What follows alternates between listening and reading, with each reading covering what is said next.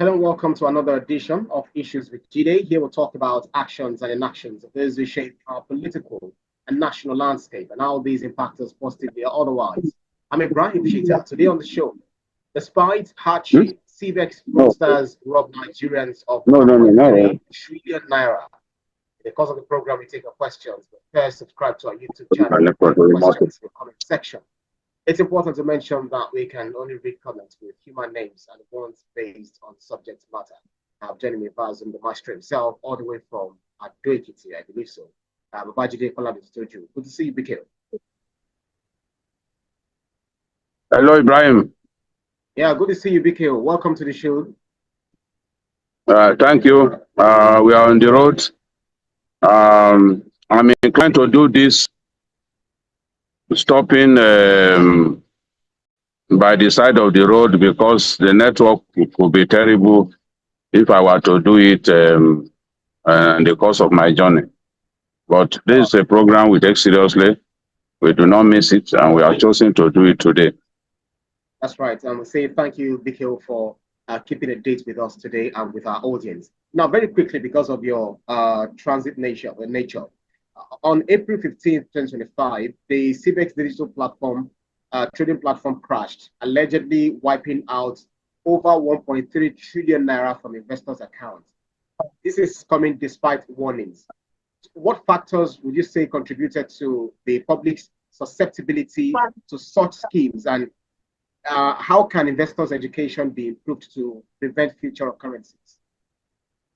Well, first and foremost, greed is at the root of Nigerians constantly falling into the trap of fraudsters of this nature.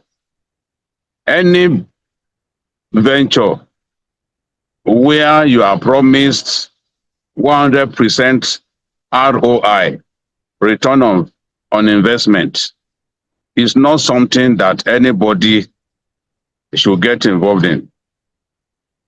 They've devised a way of luring Nigerians to part with their money, consistently part with their money.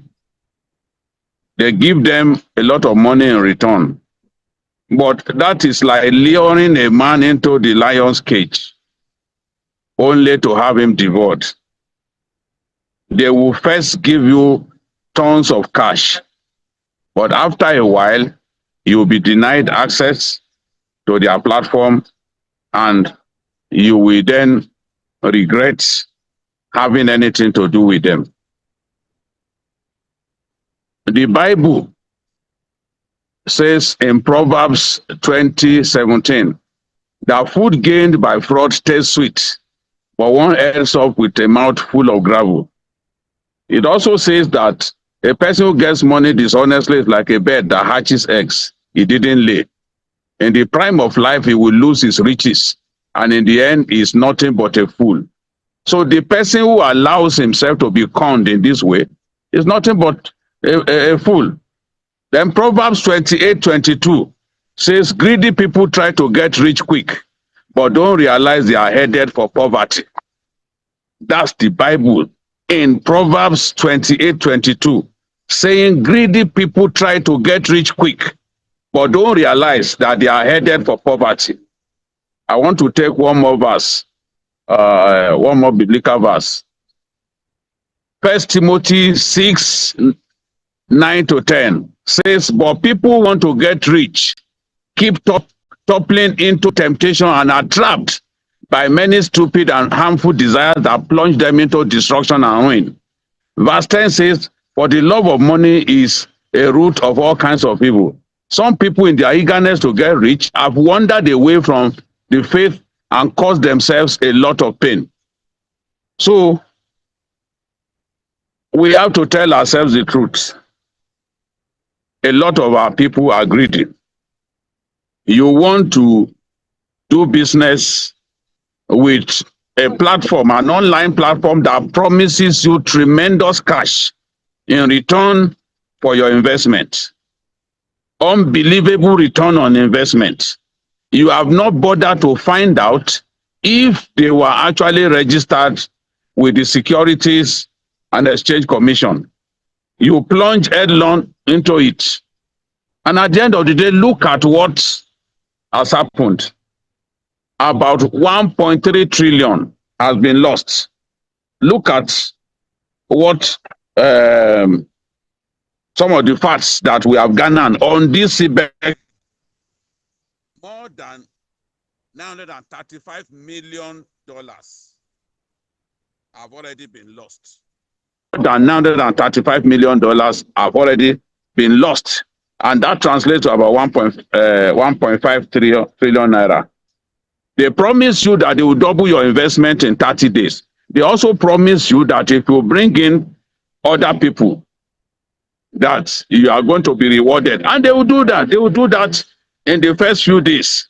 But ultimately, when they are convinced that they've made enough money off Nigerians, they will then disappear. So in this CBEX saga, more than 600,000 Nigerians were scammed.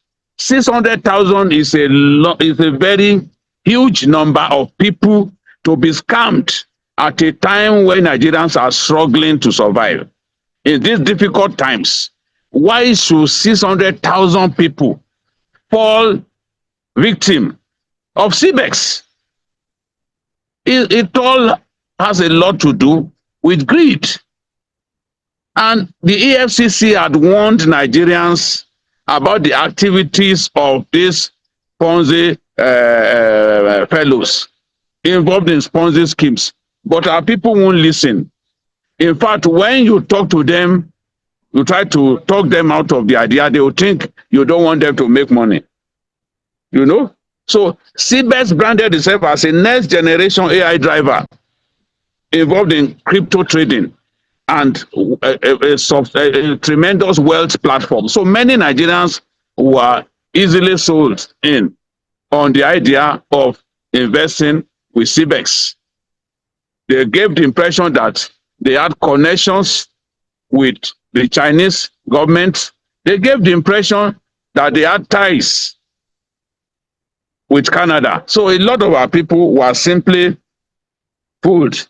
And their strategy was also is what to describe as influencer marketing, using the social media to reach millions and millions of our people. At the end of the day, more than 600,000 people were scammed. There is a law. We already have a law that is meant to deal with Ponzi schemes. That's the newly enacted Investment and Security Act 2025. It is meant to crack down on these Ponzi schemes. What they also do is they'll bring some Nigerians on board, because a lot of foreigners now, the Chinese especially, are involved in scamming Nigerians, in stealing from Nigerians. And what they do is they use Nigerians as fronts so that fellow Nigerians can believe that, oh, this is something that is worthwhile to invest in. But at the end of the day, they end up in serious mental agony once they've been defrauded. So CBEX was a fraud, but many Nigerians did not realize that they were being taken on a ride to perdition. They didn't know that they were being scammed. They didn't know that they were being scammed. Remember MMM. I'm sure, Ibrahim, you remember MMM. Some of our friends in the office were scammed through MMM. And MMM scammed Nigerians of more than 12 billion naira. We've also had SEMA FX in 2022. We have MBA Forex. MBA Forex scammed Nigerians and to the point of $518.3 million. That's a lot of money. And the EFCC moved in and got one of their patrons, Maxwell Chizzy, arrested. So the list of Ponzi schemes that the EFCC has had to deal with in recent years is not less than 56 Ponzi schemes They must have found Nigerians so easy to dupe. They must have found Nigerians so easy to defraud. Otherwise, 56 Ponzi schemes coming to operate in Nigeria and operating successfully. And Nigerians defy the regulators' advice not to get involved with these people. And you tell them, no, don't do it. They believe that you don't want them to get rich. And in these difficult times, people will do anything to get rich. But at the end of the day, as the Holy Book say, if you get involved in looking for money in this manner, it's only a time. It's only a matter of time before calamity befalls you. And I think I'm inclined to take maybe one more passage so that they know that what we're actually talking about is, look, we need to teach our youths that easy money is not the way to go. And Proverbs 16:8 says, it is better to have a little honestly earned than to have a large income dishonestly gained. You know? And Micah 2:1-3 says, woe to those who plan iniquity, to those who plot evil on their beds. And it also says, I'm planning disaster against these people for which you cannot save yourselves. You will no longer walk proudly, for it will be a time of calamity. Some people are already planning suicide as we speak. They are planning to take their lives because their lives have been ruined. You can imagine somebody who took his took his father's riches, took his father's gratuity to go and play this kind of to go and invest in this kind of scheme. And at the end of the day, he's a big loser. His father is also a big loser. So I wonder when Nigerians will learn. Nigerians need to learn that it makes no sense to keep investing in Ponzi schemes where you are promised 100% return on investment. It doesn't work anywhere. There is no piece of investment in the world where you get 100% investment return on investment within such a short time. Wherever you see that you must run away, it must be because they want to scam you. That's right. So you've actually said it all. So while some are getting into this due to their greed and avarice, others are saying that it's due to the economic situation, because you also made allusion to it, that because of this. Ibrahim, my biggest concern, and I think before I'll say listen to your questions, the regulators must come after social media influencers who are deceiving people who sit in their churches, who preach and try to encourage people to get involved in these Ponzi schemes. These are people that need to be arrested because they have succeeded in misleading people. One popular musician, Fuji musician, lost 10 million. Some people said it's Thai currency. I don't know. I have no proof that it's Thai currency. It may not be Thai currency, but I was told that one popular musician lost 10 million naira in this CBEX. And actually, CBEX has its office in Ibadan. I don't know why they chose to put the office in Ibadan rather than Lagos. Maybe they did that, believing that Lagosians may detect them faster than people in Ibadan can detect them. So we really need to get serious. One woman who invested all she made in Libya in this Ponzi scheme has lost everything, Ibrahim. How much longer are we going to keep punishing ourselves in this manner? That's right. When will Nigerians learn? So I was going to ask about other people's position. Some believe that yes, it could have been due to greed or the avarice nature of some Nigerians, but some pegged it on the fact that, on the premise that if you look at the prevailing economic situation, that was what led people into thinking of what they can do to double or triple or quadruple their monies. Do you not feel that some might have been, led into it due to the prevailing economic situation, saying that due to the failure of leadership in government, leadership of the country. You can't keep blaming leadership for everything. There is nowhere in the world where leadership has provided all that the people need. A man who is not perceptive, who does not realize that he's being led into a ditch, ends up in a ditch and he blames government. Why are some of us not involved in this kind of Ponzi schemes? Because I chose to learn from what happened in the past. Remember the so-called wonder banks of the 90s, Forum, and they've been doing this to Nigerians since God knows when. Yes, government has let Nigerians down, but that does not mean that people should take to Ponzi schemes. You go to northern Nigeria, the far north, we all suffer economic deprivation. We all suffer from the economic depreciation that our country is going through. How come not so many people from that side get involved in this kind of schemes? How come the level of advance fee fraud in that part of the country is not as high as we have down south? It's just that some young people and some old people too are greedy. Are greedy. There's no other way to describe what has happened. And they do not listen to wise counsel because they've been warned that, look, these scammers are all over the place.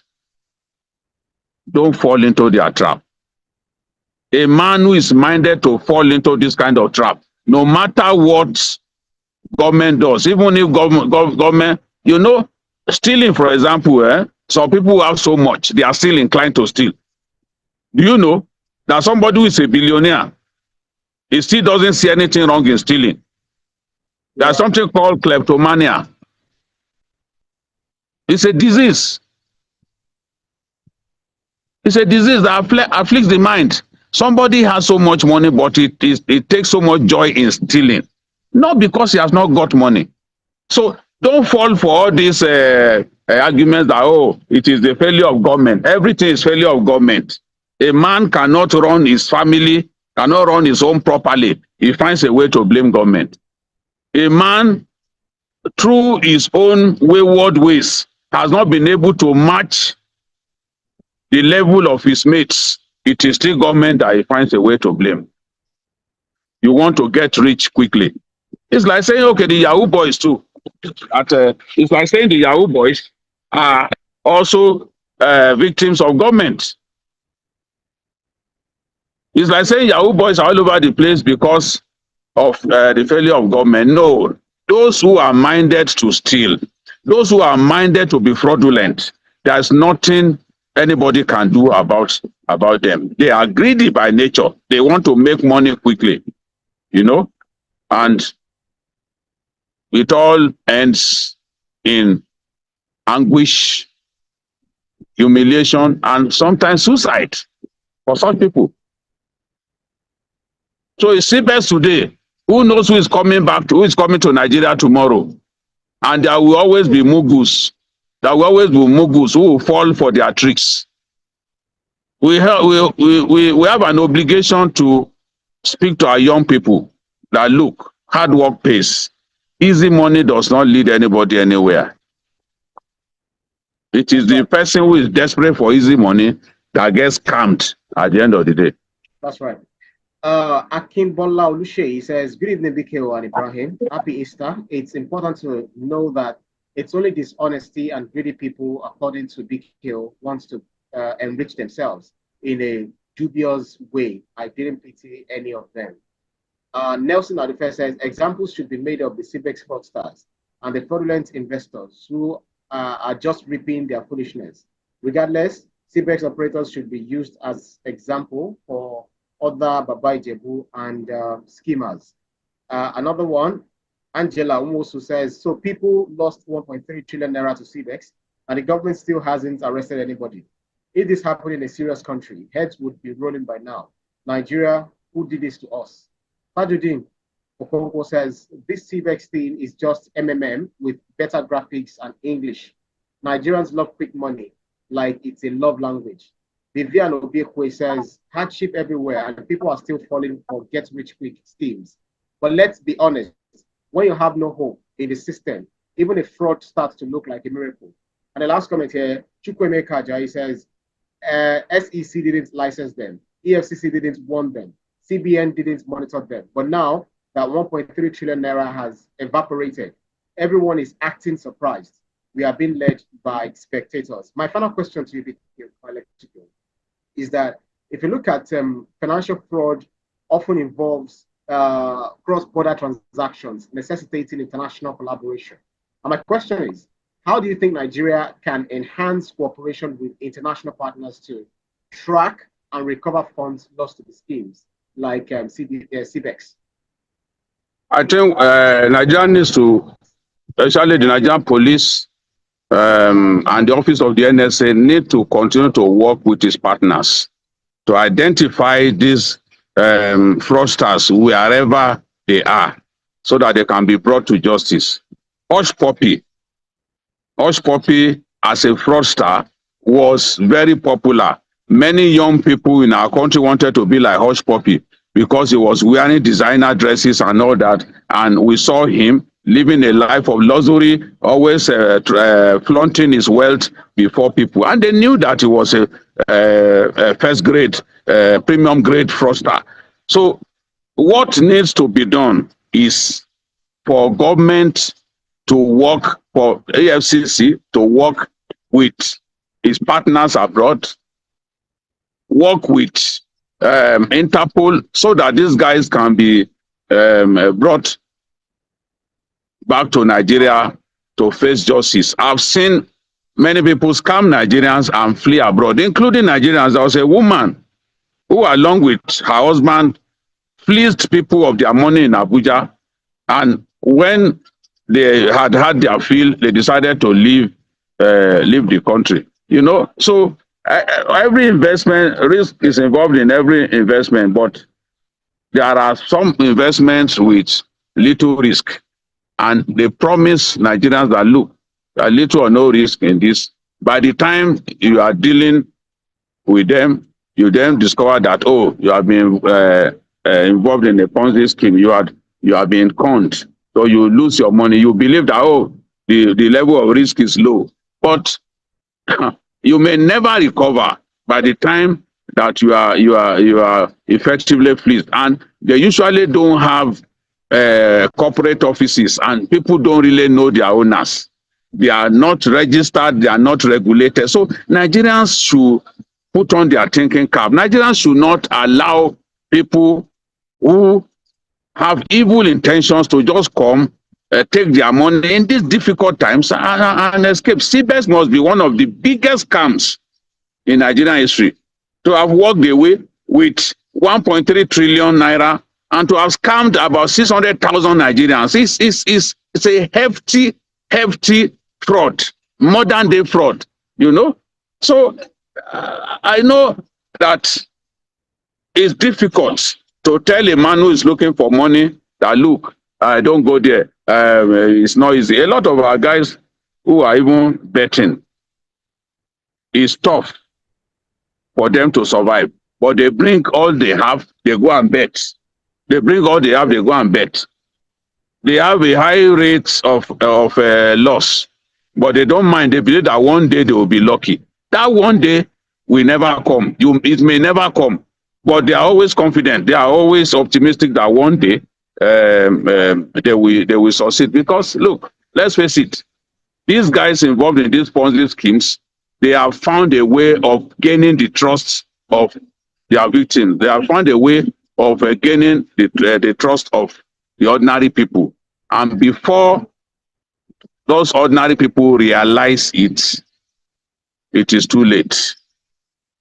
It is too late. So at this point, we need to tighten our laws to make it difficult for these people to operate with reckless abandon as they are doing currently. We need to tighten our laws, and we need to increase the enlightenment. NOA, SCC, everybody needs to jump in to enlighten Nigerians that look, they need to protect what they have.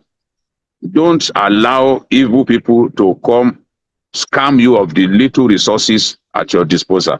Because once that happens, there's usually no way back. Many of them may never recover until they die. So this is it. This is my final take on this. I hope that one day Nigerians will learn to run away from these people. Yeah, let me take 2 comments before I call it a wrap. Raphael says, but I wish the regulators would act beforehand to ensure any financial scheme operating illegally are stopped before they wreak havoc. Dayo Lorotobi says, I remember similar thing happened in London years ago through ASHOH. People didn't get their money back till today. Musa Saab says, good evening, BK and Ibrahim. Nigerians are learning the hard way. I sympathize with them. Well, that's about it for the program today, BK. We need to allow you to go so that you do your business in advocacy, in search of the truth on your research mission. That's our show for today's edition of Issues with JIDE. Special thanks to you, Babajide Falade Studio, for those insightful analyses, as always. Thank you, Ibrahim. We'll do this again next week. Wherever we find ourselves, Issues with JIDE is a program that we are obligated to present to our esteemed viewers. And right now, I'm in the Iworoko area of Ado Ekiti, on my way to the warm springs in the Kogosi. I'll see you again next week, God willing. God willing, God willing. I wish you safe journey, safe trip, and may God return you back to us safely. You can thanks to our audience for keeping our company on every edition. You can see the program again anytime by subscribing to our YouTube channel, TVC News Nigeria. Click on the subscribe button to get the latest information. You can also follow us on our social media platforms at TVC News NG, Ibrahim_Shooter. On behalf of the rest of the team, Ibrahim Shooter, see you again next edition. Bye for now. Thank you, Ibrahim. See you next week.